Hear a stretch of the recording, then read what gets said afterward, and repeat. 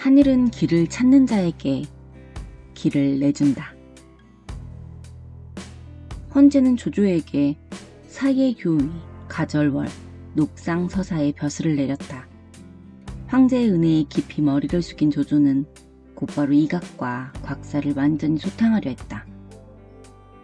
조조가 왔다는 소식을 들은 이각과 곽사가 조조에 맞서 싸우려 하자 모사 가우가 말렸다. 안됩니다. 조조는 수만의 정예병을 거느린 데다 휘하에 용맹한 장수들이 셀 수도 없이 많습니다. 차라리 투항하는 것이 낫습니다. 가우는 삼국을 통틀어 상황을 판단하는 능력이 가장 빠른 모사였다. 그러나 두 사람은 크게 화를 내며 칼을 뽑아들었다. 가우는 옆에 있던 사람들 덕분에 겨우 목숨을 건졌다. 조조에게 질 것이 불보듯 뻔한데 말을 듣지 않자 가우는 몰래 그들 곁을 떠나버렸다. 이 인물은 나중에 조조에게 적잖은 골칫거리가 된다. 아니나 다를까 이각과 곽사는 파죽지세로 달려드는 조조군에게 크게 패하고 깊은 산에 숨어버렸다. 승리한 조조는 낙양성 밖에 군대를 주둔시켰다. 그때까지 천재를 모시던 양분과 한섬은 기세 등등한 조조를 당해낼 수 없다는 것을 알고 도망간 이각과 곽사를 쫓는다는 명분으로 자신의 군대를 이끌고 대량으로 가버렸다. 이렇게 조조는 실질적으로 조정을 장악하게 되었다. 조조에게 입궁하여 천자를 아련하라는 명이 떨어졌다. 헌제의 명을 전하러 온 동소는 두 눈이 맑고 얼굴빛이 좋아 마치 신성 같았다. 외모에 민감한 조조는 동소의 모습에 반감을 품었다. 잘생긴 사람에게 언제나 관심과 편애를 보이는 조조가 어째서 동소에게는 나쁜 인상을 받았을까?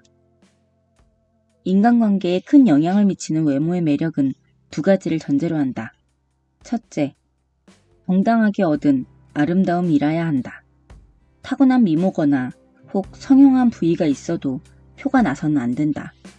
상대가 성형 사실을 알아챈다면 외모의 매력에서 발생되는 효과는 크게 반감된다. 둘째, 자신의 매력을 남용하거나 상대가 그것을 알게 해서는 안 된다. 순수하지 않은 동기가 감지되면 역시 매력이 줄어든다. 당시 낙양은 심각한 흉년이라 누구 할 것 없이 얼굴색이 누렇게 떠 있었다. 그런데 유독 동소의 얼굴에서는 빛이 났다. 그를 본 조조는 남이야 굶어 죽든 말든 제 몸 하나만 열심히 챙긴 탐욕스러운 벼슬아치라는 생각이 들었다. 천자의 사자에 대해 이러쿵 저러쿵 할 수 없었지만 조조는 원래 속내를 감추는 데 서툰 데다 감추고 싶어 하지도 않는 성격이었다. 자신도 모르게 싫은 표정을 짓고는 비꼬듯 말했다. 참으로 대단하십니다. 이런 때 어떻게 몸을 보살피기에 얼굴빛이 그리 좋으십니까? 별다른 것은 없습니다. 30년째 고기를 멀리하고 담백한 음식을 먹고 있는 것뿐입니다. 그 말을 듣자 앞서 품었던 나쁜 감정이 눈 녹듯 사라졌다. 이것은 동소가 첫 번째 전제를 성공적으로 해결했기 때문이다. 특별한 보양을 하지 않고 채식만 한 것이 그 근거가 되었다. 이로써 그의 외모에 대한 조조의 감탄은 오히려 더 커졌다. 진작부터 명성은 익히 들어왔습니다. 드디어 만나 뵙게 되는군요. 거짓이라고는 조금도 섞이지 않은 진지한 말투였다. 그러나 사실 조조는 동소의 이름을 한 번도 들은 적이 없었다. 조조가 조정의 대사를 어떻게 처리해야 좋을지 공손하게 묻자 동소가 대답했다. 공께서 군사를 일으켜 난을 평정하고 천자를 보좌하시니 춘추시대 오패의공에 못지 않습니다. 그러나 공께서는 이제 막 낙양에 오셨고 사람들의 생각이 다르니 따르지 않을까 걱정입니다. 이곳에 머물면서 조정을 돌보신다면 뜻을 펼치기가 쉽지 않을 것입니다. 허창으로 수도를 옮겨야 문제를 근본적으로 해결할 수 있습니다. 하지만 장안에서 낙양으로 온 지 얼마 되지 않아 모두 안정을 바라고 있습니다. 만약 다시 천도하면 원망이 들끓게 될 것입니다. 중대한 일이니만큼 비범한 인물이 아니면 해내지 못할 것이라 이렇게 청을 드리는 것입니다. 동소의 이 성견지명은 결과적으로 조조가 정치적으로 우뚝 설 수 있는 기반을 마련해 주었다. 하루아침에 슈퍼스타가 된 조조는 정치적 기반이 몹시 취약했다. 심리적으로는 이런 급작스런 신분 상승을 아직 받아들이지 못하고 있었다. 유비가 투항하러 온 여포를 보자마자 서주를 양보할 생각을 한 것과 마찬가지다. 조조의 자신감은 천도라는 엄청난 일을 감당할 준비가 되어 있지 않았다. 하지만 잔뜩 기대하는 동소를 실망시킬 수 없었다. 그것이 원래 내 뜻입니다. 동소가 이런 말을 한 것은 조조에게 그럴 만한 능력과 패기가 있다고 생각했기 때문이다. 만약 거절한다면 자신의 밑바닥을 드러내 보이는 꼴이 된다.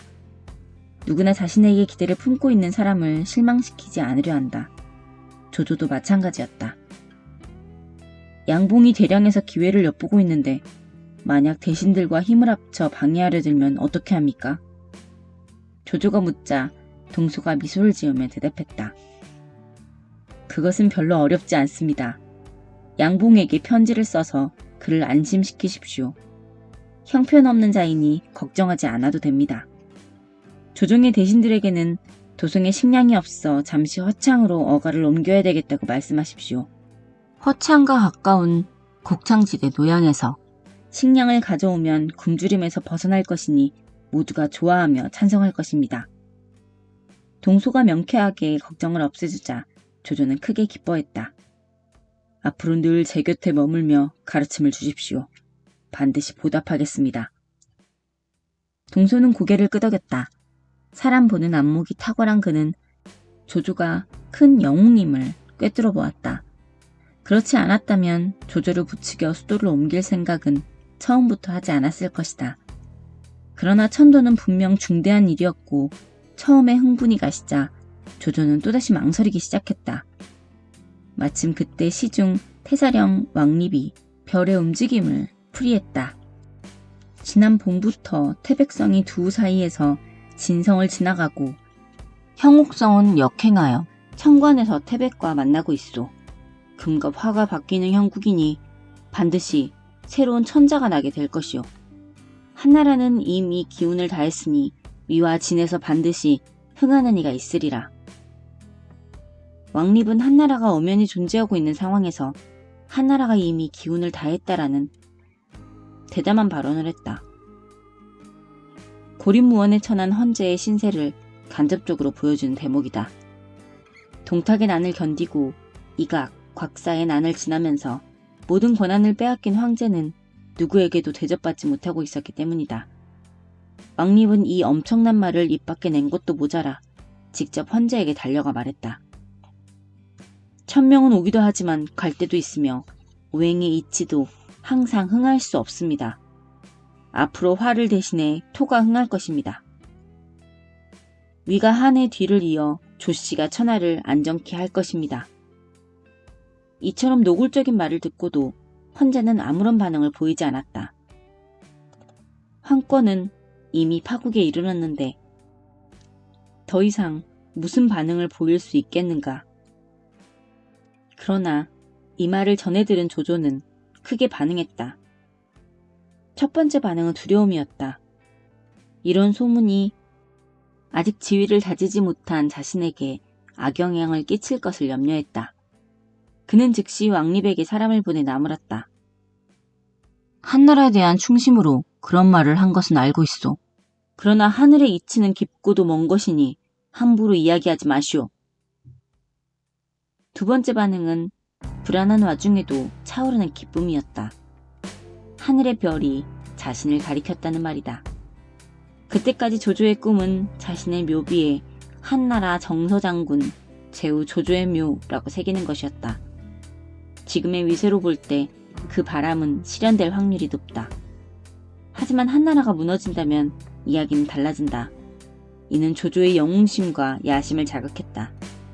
궁극으로 최고의 지위에 오르고 싶은 욕망이 걷잡을 수 없이 커졌다.